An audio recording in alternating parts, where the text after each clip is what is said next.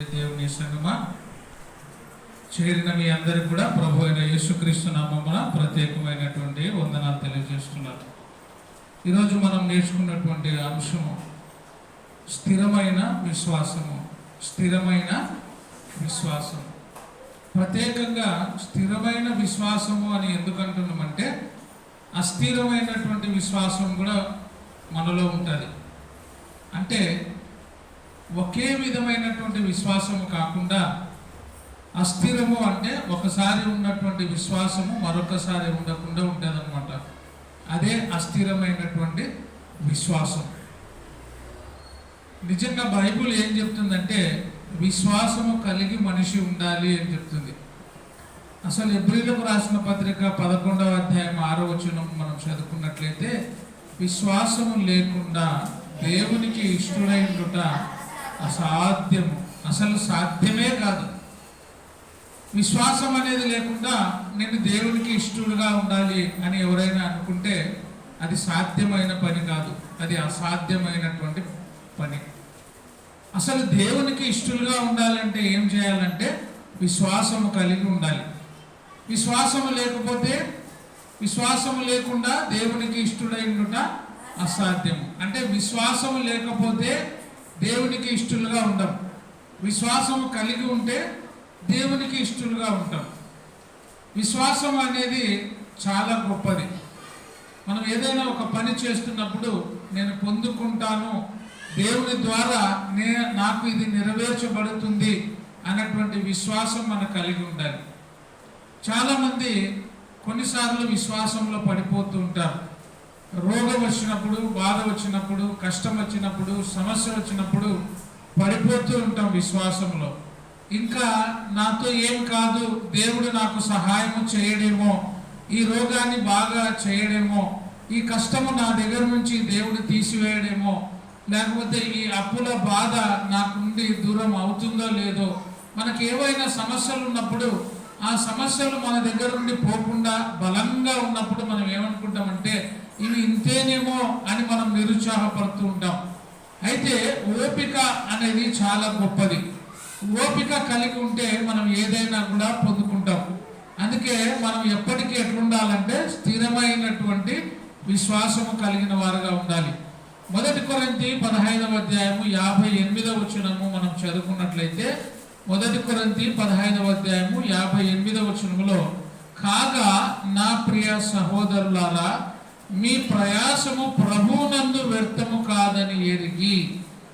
నా ప్రియ సహోదరులారా, మీ ప్రయాసము, ఒకవేళ మనకు ప్రయాసముతో కూడినటువంటి జీవితం అయి ఉన్నట్లయితే, శ్రమలతో కలిగినటువంటి జీవితం ఉన్నట్లయితే, దుఃఖముతో కలిగినటువంటి జీవితము కలిగి ఉన్నట్లయితే, ఇబ్బందులతో కలిగిన జీవితం ఉన్నట్లయితే, మీరు పడుతున్నటువంటి ఆ ప్రయాస ప్రభువునందు ఏం కాదంట, వ్యర్థము కాదు.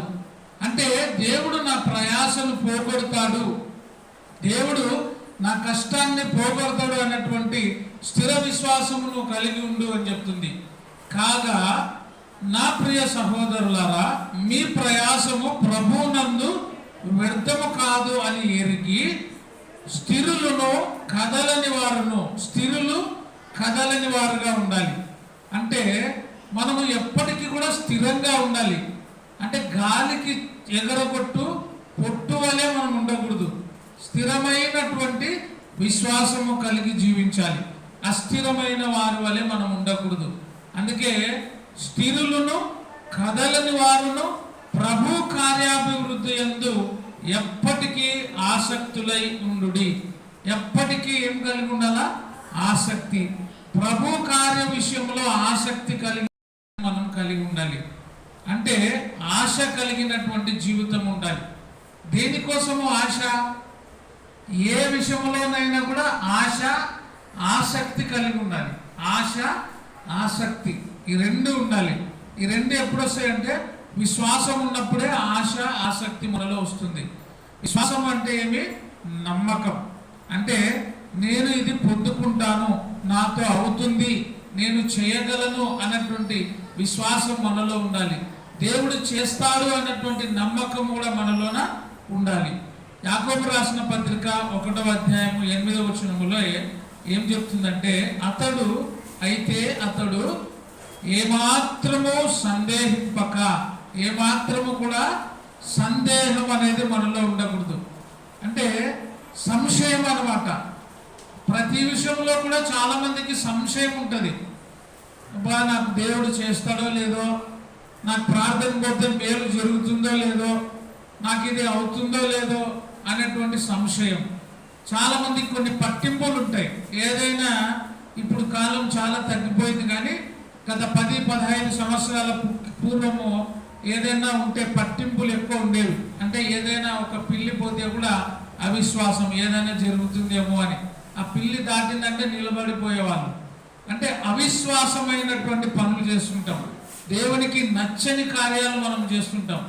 కొంతమంది అనారోగ్యం వచ్చినప్పుడు, అస్వస్థత కలిగినప్పుడు దేవుని వదిలిపెట్టి అన్య దేవతల వైపు పరిగెత్తుతూ ఉంటాం. అనేకమైనటువంటి మంత్రాలు, అంతరాల వైపు కూడా చాలా మంది పరిగెత్తుతుంటారు. ఒకటి ఆశ్చర్యం ఏమంటే, దేవుని నమ్మని వాడు పోతే ఏమో కానీ దేవుని నమ్మిన వాళ్ళు కూడా పోతున్నారు. అంటే వాళ్ళలో ఏం లేదు అంటే స్థిరత్వం లేదు, వాళ్ళలో విశ్వాసం అనేది లేదు.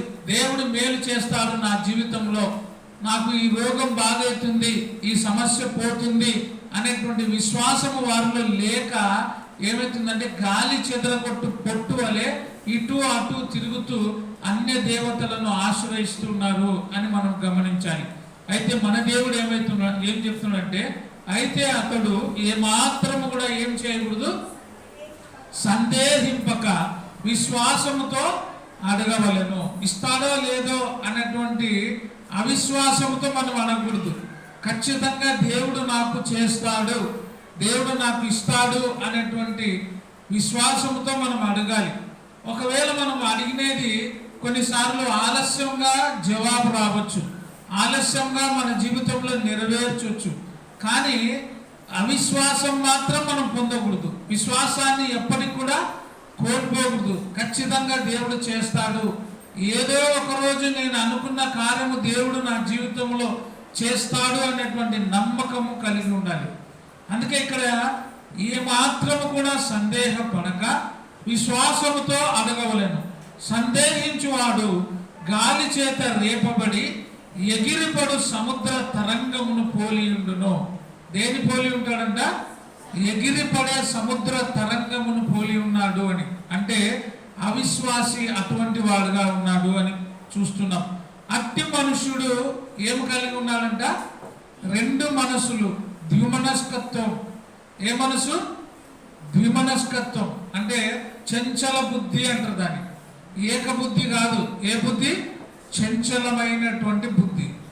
అంటే సగం ఇటు సగం అటు, సగము దేవుడు సగము అన్య దేవతలు. ఈ రెండింటి వైపు మనము లోకాన్ని చూస్తూ ఉంటాం. చాలా మంది క్రైస్తవ జీవితాన్ని చూస్తే ఆశ్చర్యం అవుతుంటుంది.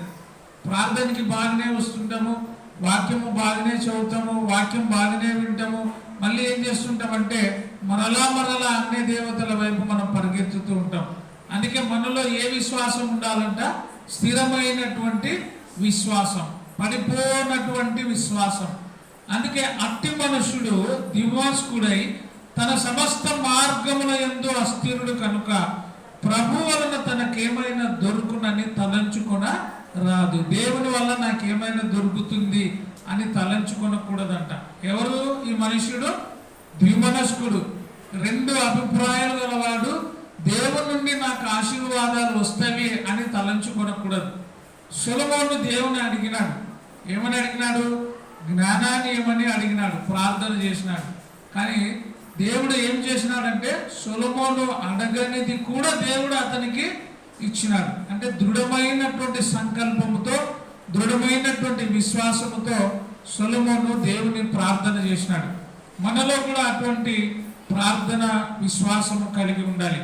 చూడండి, మార్కు సువార్త 4వ అధ్యాయము 2వ వచనం నుంచి చదువుకున్నట్లయితే అక్కడ ఒక రోగము కలిగిన వాడు ఉన్నాడు. చూడండి, మార్కు సువార్త 4వ అధ్యాయము 2వ వచనంలో చూస్తే, వారి విశ్వాసమును చూసి దేవుడు ఆశ్చర్యపోయినాడు.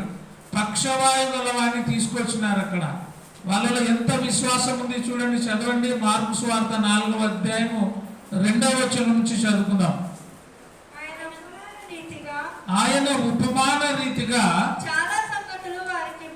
చాలా సంగతులు వారికి బోధించుచుండెను. తన బోధన వారితో ఇట్లనెను, వినుడి, ఇదిగో విత్తువాడు విత్తుటకు బయలువెళ్ళెను. విత్తువాడు విత్తుటకు బయలువెళ్ళెను. సార్ ఇక్కడ ఉపమానం ఏది అంటే విత్తనముల గురించి ఉంది. మనం దానికంటే ముందుగా లూకాసు వార్త 5వ అధ్యాయం చదువుకుందాం. లూకాసు వార్త 5వ అధ్యాయం 18వ వచనం నుంచి చూస్తే, లూకాసు వార్త 5వ అధ్యాయము 18వ వచనం నుంచి చూస్తే, పక్షవాయు గలవాడు. ఇదిగో కొందరు మనుషులు, ఎంతమంది అక్కడ? కొందరు మనుషులు పక్షవాయు గల ఒక మనిషిని మంచం మీద మోసుకొని వానిని లోపలికి తెచ్చి, పక్షవాయు గల వానిని ఏమిటి మీద తీసుకొచ్చినారు? మంచం మీద. అంటే అతని మంచానికే పరిమితమైపోయినాడు. చదివే వాళ్ళు కొంచెం బాగా చదవండి, నన్ను కింద పడేయద్దండి దయచేసి. చదివే వాళ్ళు బాగా చదివాళ్ళు గలను అనే విశ్వాసం ఉన్నోళ్ళే చదవండి. కొంచెం కొంచెం ఇట్లా చదివితే నేను కింద పడిపోతా. ఇక్కడ ఇదిగో కొందరు మనుషులు పక్షవాయు గల ఒక మనిషిని మంచం మీద మోసుకొని వానిని లోపలికి తెచ్చి ఆయన ఎదుట ఉంచుటకు ప్రయత్నము చేసిరి. మొదట ఏం చేసినారంటే వాళ్ళు ప్రయత్నం చేసినారు, అంటే విశ్వాసాన్ని ప్రదర్శించినారు. ఇక్కడ ఎక్కడికి తీసుకురావాలని? యేసు ప్రభు ఉండే చోటికి తీసుకురావాలని వాళ్ళు ఏం చేసినారు? ప్రయత్నము చేసినారు. ఆయన ఎదుట ఉంచుటకు ప్రయత్నము చేసిరి. కానీ జనులు గుంపు కూడి ఉండుట వలన ఉన్నందున వానిని లోపలకు తెచ్చుట వల్ల పడకపోయేను గనుక ఇంటి మీదకి ఎక్కి పైకప్పులు విప్పి మంచముతో కూడా యేసు ఎదుట వారి మధ్యను వానిని దింపిరి. ఎంత గొప్ప విశ్వాసం చూడండి. మొట్టమొదట మంచము మీద వాడిని తీసుకొచ్చినారు. యేసు ప్రభు ఉండే చోటుకి తీసుకుపోవాలని ప్రయత్నం చేసినారు. ప్రయత్నం చేసి విఫలులైనారా సఫలులైనారా? యేసు ప్రభు ఉండే చోటుకి తీసుకొని పోవాలని ప్రయత్నం చేసినారు. అయితే జనులు ఏమైనారో గుంపులు గుంపులుగా ఉన్నారు. ఆ గుంపులు చూసి ఎన్నిపోయినారా? వాళ్ళలో ఏ విశ్వాసం ఉంది? స్థిరమైన విశ్వాసం ఉంది. ఎట్లయినా కానీ యేసు ప్రభు దగ్గరికి తీసుకొని పోవాలి. ఒక ఆలోచన చేసినారు. ఏం ఆలోచన? పైనుంచి తీసుకుపోవాలి. ఆయన దగ్గరికి తీసుకుపోతేనే ఈ మంచం మీద ఉండేవాడు స్వస్థత పొందుతాడు అనేటువంటి విశ్వాసం వారిలో ఉంది. అందుకే వాళ్ళు ఏం చేసినారు? మంచం ఇంటి మీదకి ఎక్కి పైకప్పులు విప్పి, ఎంత ఓపిక చూడండి. ఏం విప్పినారు? పైకప్పులు విప్పి మంచముతో కూడా యేసు ఎదుట వానిని దింపిరి. ఎవరు ఎదుట? యేసు ప్రభు ఎదుట వానిని దింపినారు. దేంతో దింపినారు? మంచముతోనే దింపినారు. ఎంత గొప్ప విశ్వాసం చూడండి. వీడు వచ్చేటప్పుడు ఎట్లా వచ్చినాడు? మంచం మీద మోసుకొని వచ్చినాడు. వెళ్ళేటప్పుడు ఎట్లా పోయినాడు? 18వ వచనం చూడండి, 25వ వచనం అనుకుంటా. వెంటనే వారి ఎదుట లేచి తాను పండుకొని ఉన్న మంచము ఎత్తుకొని దేవుని మహిమపరచుచు తన ఇంటికి వెళ్ళెను. ఎంత గొప్ప విశ్వాసం చూడండి. వచ్చేటప్పుడు ఎట్లా వచ్చినాడు? వాడు మంచం మీద వచ్చినాడు. వాడిని కొందరు మోసుకొని వచ్చినాడు. వెళ్ళేటప్పుడు ఎట్లా పోయినాడు? వాడు పడుకొని వచ్చిన మంచమే వాడు ఎత్తుకొని పోయినాడు. ఎంత గొప్ప విశ్వాసం చూడండి. వాడు ఇంకొకరు చేసినాడు. ఇక వాడు మంచం ఎత్తుకొని ఏం చేసినాడు? ఒక మంచి మాట ఉందాడ, మంచం ఎత్తుకొని దేవునిని మహిమపరచుచు. మనమైతే ఇంకా బాగైన తర్వాత అయిపోయాక దేవుని మహిమపరచం. హాస్పిటల్లో ఉన్నప్పుడే అబ్బా అమ్మ అంటాం. ఇంటికి వచ్చిన తర్వాత అయిపోయాక బెడ్ మీద నుంచి పైకి లేస్తే అయిపోయాక. కానీ వీడు మంచం మీద నుంచి పైకి లేచి మంచం ఎత్తుకొని దేవునిని మహిమపరచుచు తన ఇంటికి వెళ్ళాను. ఎంత గొప్ప విశ్వాసం చూడండి. తీసుకొని వచ్చిన వాళ్ళలో ఉండే విశ్వాసం ఎంత గొప్పది. వాళ్ళు ఏమాత్రం కూడా వెనక్కిపోలే. ఇంత జనాలు ఉన్నారు కదా, మేము ఎట్లా దీన్ని తీసుకుపోవాలి అనే ఆలోచన చేయకుండా వాళ్ళకి ఏం ఆలోచన వచ్చిందంటే ఎట్లయినా కానీ వీనిని యేసు ప్రభు ఉండే చోటుకి వీడిని తీసుకుపోవాలని చెప్పి ఆ పైకప్పు విప్పి వానిని కిందికి దించినారు. అంటే వాళ్ళలో విశ్వాసతని దేవుడు చూసినాడు. మనలో కూడా ఏ విశ్వాసం ఉండాలి అంటే నిజమైనటువంటి విశ్వాసం, అల్ప విశ్వాసం కాకుండా ఏ విశ్వాసం ఉండాలా? స్థిరమైనటువంటి విశ్వాసం కలిగిన వారుగా మనం ఉండాలి. మార్కు సువార్త చూడండి, ఇప్పుడు 4వ అధ్యాయం చదివితే మార్కు సువార్త 4వ అధ్యాయము 2వ వచనం నుంచి చూస్తే ప్రభు అయిన యేసుక్రీస్తు ఉపమాన రీతిగా ఇలాగూ చెప్తున్నాడు చూడండి. ఆయన ఉపమాన రీతిగా చాలా సంగతులు వారికి బోధించుచు తన బోధలో వారితో ఇట్లా నేను వినుడి, ఇదిగో విత్తువాడు విత్తుటకు బయలు వెళ్ళెను. విత్తువాడు విత్తుటకు బయలు వెళ్ళినాడు, విత్తనాలు విత్తడానికి బయలు వెళ్ళినాడు. అయితే వాడు విత్తుచుండగా కొన్ని విత్తనములు త్రోవ పక్కన పడెను, పక్షులు వచ్చి వాటిని మృంగివేసెను. కొన్ని చాలా మన్ను లేని రాతి నేలను పడెను, అక్కడ మన్ను లోతుగా ఉండనందున అవి వెంటనే మొలిచెను, గాని సూర్యుడు ఉదయింపగానే అవి మాడి వేరు లేనందున ఎండిపోయెను. కొన్ని ముండ్ల పొదలలో పడెను, ముండ్ల పొదలు ఎదిగి వాటిని అణిచివేసెను గనుక అవి ఫలింపలేదు. కొన్ని మంచి నేలను పడెను, అవి మొలిచి పెరిగి పైరై 30 60 100 ఫలించెను.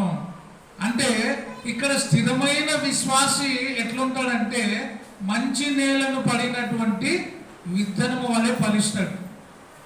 ఇంకా మిగతా విత్తనాలు ఎక్కడెక్కడ పడినాయి? కొన్ని త్రోవ పక్కన పడినవి, కొన్ని ముళ్ళ పొదలలో పడినాయి, మరికొన్ని రాతి నేలలో పడినాయి.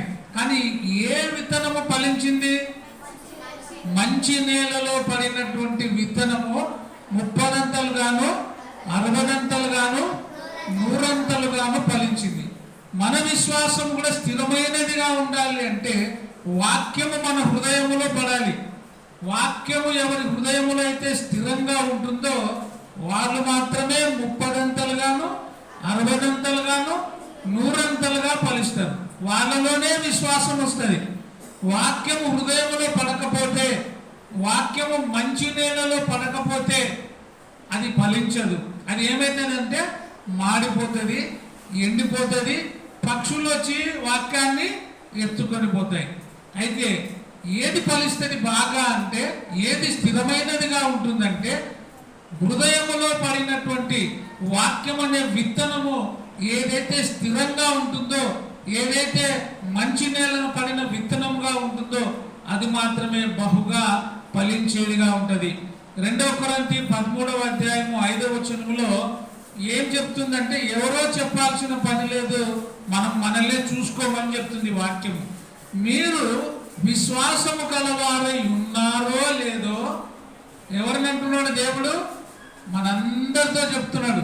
మీరు అంటే మనము, నువ్వు నేను విశ్వాసము కలవారమై ఉన్నామో లేదో మిమ్మును మీరే శోధించుకొని చూచుకొనుడి, మిమ్మును మీరే పరీక్షించుకొనుడి.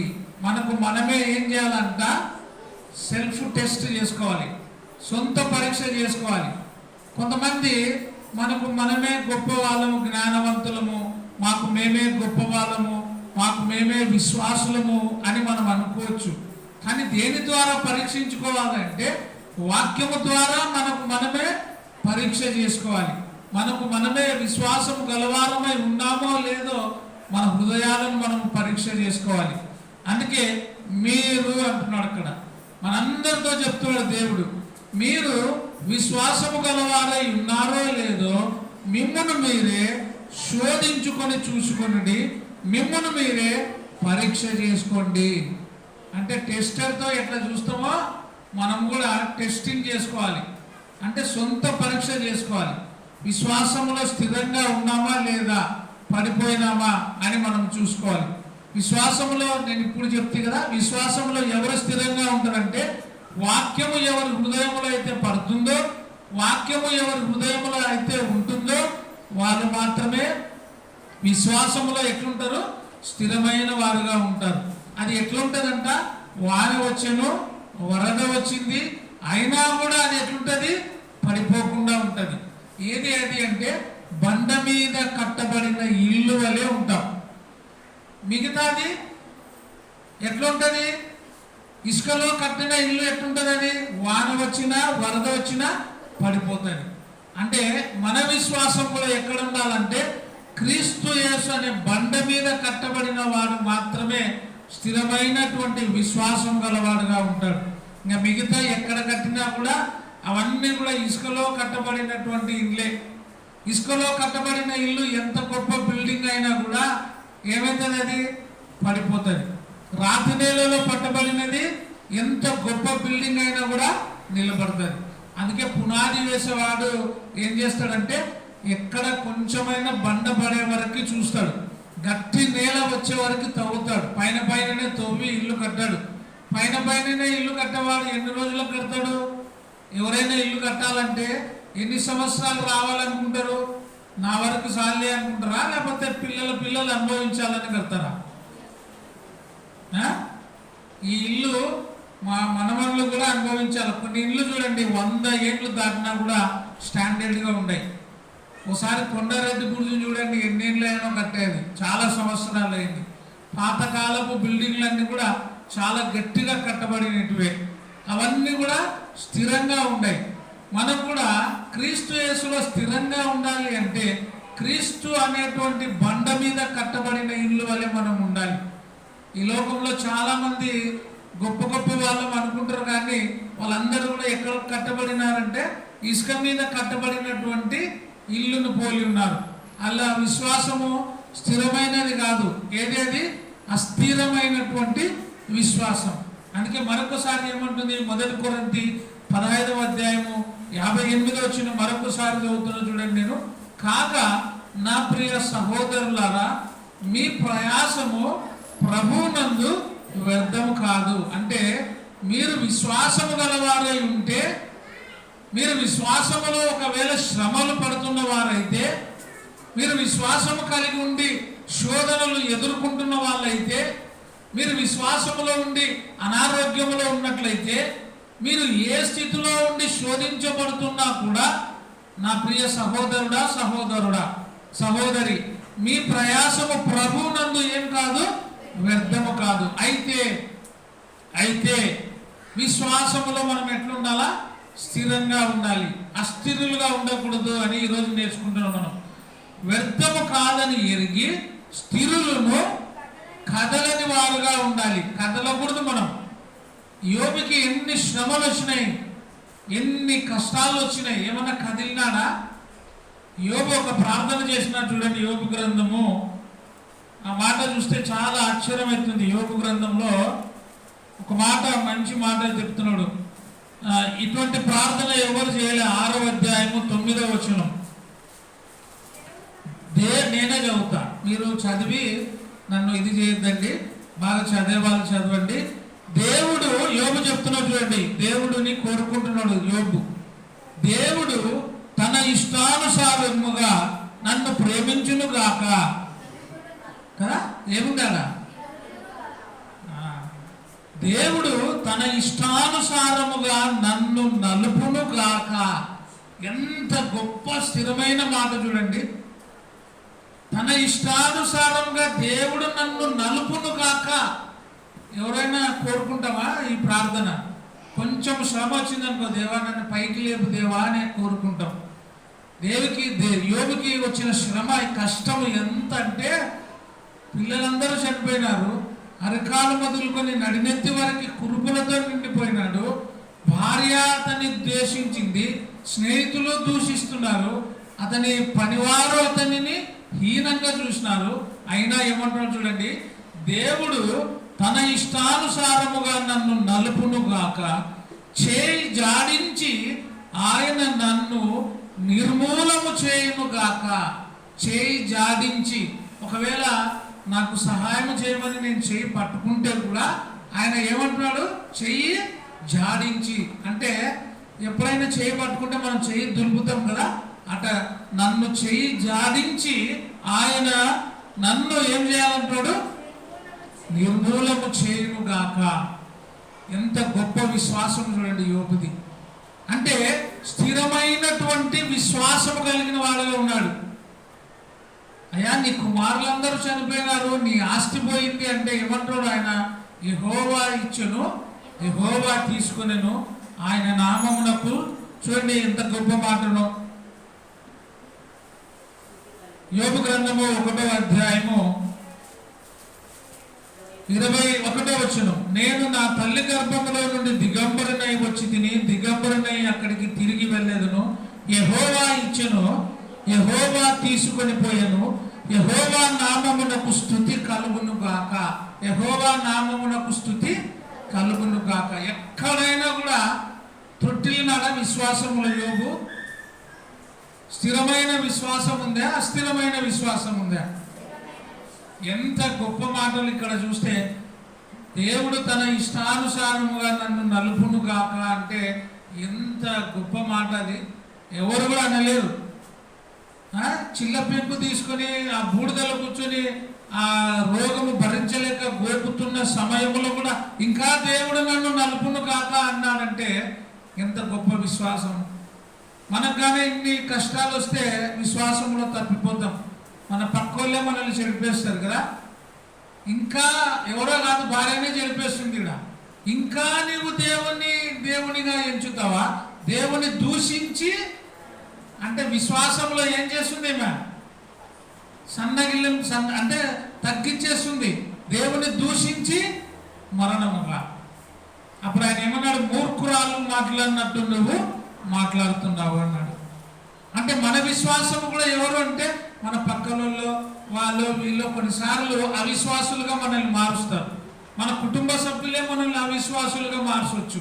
నీ భార్యనే నిన్ను అవిశ్వాసునిగా మారచ్చు, నీ భర్తనే నిన్ను అవిశ్వాసగా మారచ్చు, నీ పిల్లలే నిన్ను అవిశ్వాసులుగా మారచ్చు. అయితే నీవు పడిపోకుండా జాగ్రత్తగా నిలబడాలి. మరణం వరకు మనం ఎట్లుండాలా? నమ్మకంగా జీవించాలి. అందుకే స్థిరమైనటువంటి విశ్వాసం మనం కలిగి జీవించాలి. మరొకసారి 2 కొరింథీ 13:5లో మీరు విశ్వాసము గలవారై ఉన్నారో లేదో మిమ్మును మీరే పరీక్షించుకొనుడి, మిమ్మును మీరే శోధించుకొనుడి అని దేవుని మాట చెప్తుంది. కాబట్టి మనకు మనమే ఎన్నిసార్లు ఒకవేళ మనం విశ్వాసంలో పడిపోతుంటే వెంటనే మనం ఏం కావాలా? మరలా విశ్వాసంలోనికి రావాలి. అప్పుడే మనకు తెలిసిపోతుంది నేను ఎంతవరకు ఎనికిపోతున్నా ఆత్మీయతలో, ఎంతవరకు నేను దేవునికి దూరం అవుతున్నా, ఎంతవరకు నేను దేవునికి దగ్గర ఉన్నాను అనేది నీ ఆత్మనే నీకు చెప్తుంది, నీ అంతరాత్మనే నీకు చెప్తుంది.